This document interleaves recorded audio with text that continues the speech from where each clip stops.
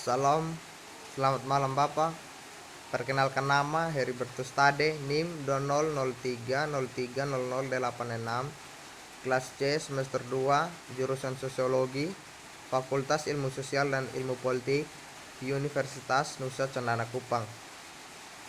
Saya akan mereview buku ke-8 mata kuliah Sosiologi Komunikasi tentang etika penelitian dan aktivis media. Aktivis beyond penelitian ekstraaktif. Suatu pertanyaan umum yang diajukan oleh lawan bicara yang berbeda adalah siapa yang diuntungkan dari penelitian aktivis. Baik aktivis maupun peneliti memiliki keterbatasan sumber daya bersaing untuk mendapatkan perhatian mereka.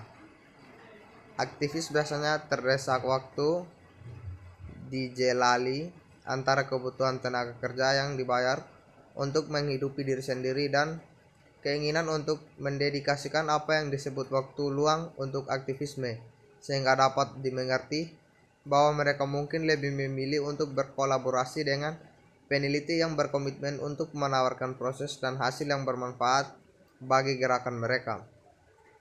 Peneliti juga menyulap potensi konflik antara keinginan untuk menggunakan sumber daya penelitian kami dan waktu untuk mendukung gerakan sosial kami, kepercayaan dan tekanan dari Badan Penandaan dan Penelitian Universitas struktur yang menuntut keluaran ilmiah dan pelaporan ke atas.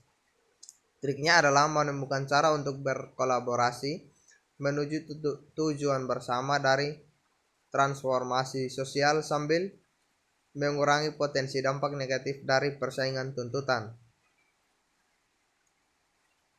Aktivis kontradiksi, anonimitas, dan persetujuan. Salah satu cara aktivis memperoleh manfaat dari penelitian adalah pekerjaan mereka dapat diperluas dalam buku, artikel, dan publikasi yang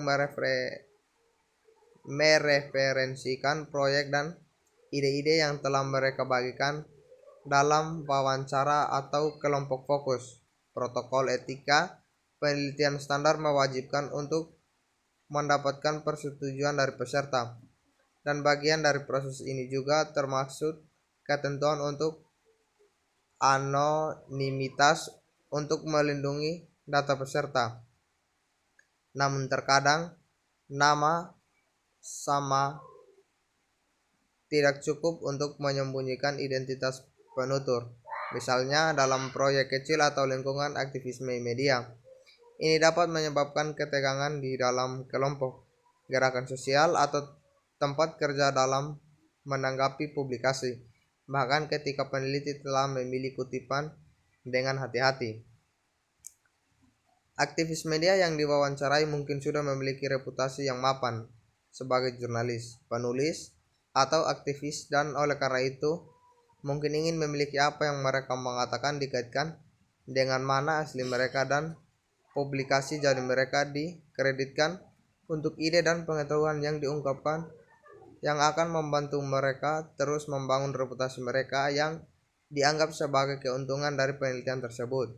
Selain itu, melalui pengaitan, proyek atau kelompok penelitian tidak secara langsung menerima melalui pengaitan penghargaan atas ide-ide aktivis. Prinsip etika anonimitas mungkin secara kontradiktif menjadi mekanisme yang tidak etis membuat peserta penelitian tidak terlihat. Aktivis tenaga kerja partisipasi penelitian. Menjadi peserta penelitian seperti yang mungkin kita duga sekarang dapat melibatkan banyak kerja efektif dan material. Keduanya bisa cukup membuang-buang waktu untuk mengetahui waktu mereka.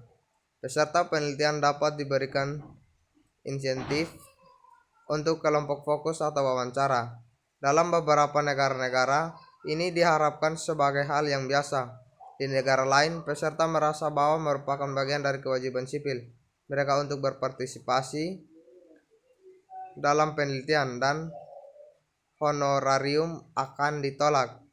Mungkin ada permintaan lebih lanjut partisipasi setelah wawancara. Bagaimanapun, saat proyek bergerak maju, dan ini dapat dikompensasikan atau tidak dikompensasikan. Peneliti, hierarki partisipasi. Sedangkan kita dapat melihat pada contoh di atas bahwa peran peneliti dan aktivis mungkin kabur atau malah terbalik. Aktivisme penelitian sering dimulai oleh peneliti sebagai bagian dari upaya untuk menghasilkan, menyelidiki, dan menggerakkan pengetahuan dan penelitian dengan cara yang bermanfaat secara sosial. Namun dalam menentukan siapa yang berperan serta dalam penelitian ini, perannya biasa banyak dilema etika umum yang muncul. Ini bisa dalam membangun hubungan antara peneliti dan aktivis atau dalam subjektivitas hibrid, aktivis penelitian yang berada di gerakan sosial dan universitas aktivis penelitian sebagai aktivis terlibat dalam membuat klaim sosial dan universitas aktivis penelitian sebagai aktivis terlibat dalam membuat klaim sosial untuk berbagai hal, jenis hak asasi manusia, dan karena itu sudah memperhatikan masalah kekuasaan, penindasan, marginalisasi, dan sejenisnya. Karena itu, kita cenderung mau menjadi refleksi diri dalam keinginan kita untuk tidak menciptakan kembali struktur dan proses penindasan dalam praktik penelitian, karena kami menyadari bahwa tujuan keadilan sosial tidak hanya harus selaras dengan hasil, tetapi juga dengan proses dan praktek. Adanya elemen previgoration tertentu dalam hal ini, keinginan memastikan bahwa transformasi keadilan makro sosial yang dituju oleh penelitian dapat dicapai dalam skala mikro melalui proses dan praktik penelitian sehari-hari. Peneliti, aktivis, tenaga kerja ganda dari penelitian. Seperti yang telah kita lihat di atas, mereka melibatkan dalam akademi dan aktivisme menghadapi tuntutan persaingan yang seringkali sulit untuk diintegrasikan, memprioritaskan, atau menyulap. Sedangkan akademi neoliberal menuntut para sarjana terlibat dalam rekan dalam percakapan ilmiah yang berlangsung melalui penerbitan artikel jurnal, buku, dan konferensi akademik yang terdiri dari panel-panel formula. Sedangkan aktivisme menuntut partisipasi dalam acara-acara dan penyebaran yang terstruktur sebagai aktivis seperti aktivis, karya partisipatif, forum komunitas, majelis umum, populer, konferensi pendidikan, lokaria, berbagai keterampilan, konvergensi, gerakan sosial, dan sejenisnya. Situasi ini membuat peneliti berada pada posisi di mana mereka harus memprioritaskan mobilisasi ilmu pengetahuan atau gerakan sosial karena akan sangat sulit, bahkan tidak mungkin untuk melakukan keduanya. Sementara penyandang dana semakin membutuhkan apa yang disebut mobilisasi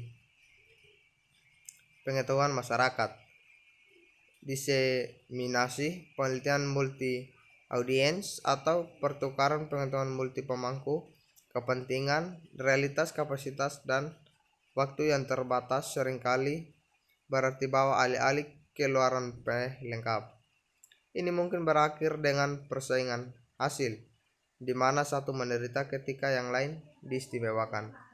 Demikian pembahasan saya. Terima kasih Bapak.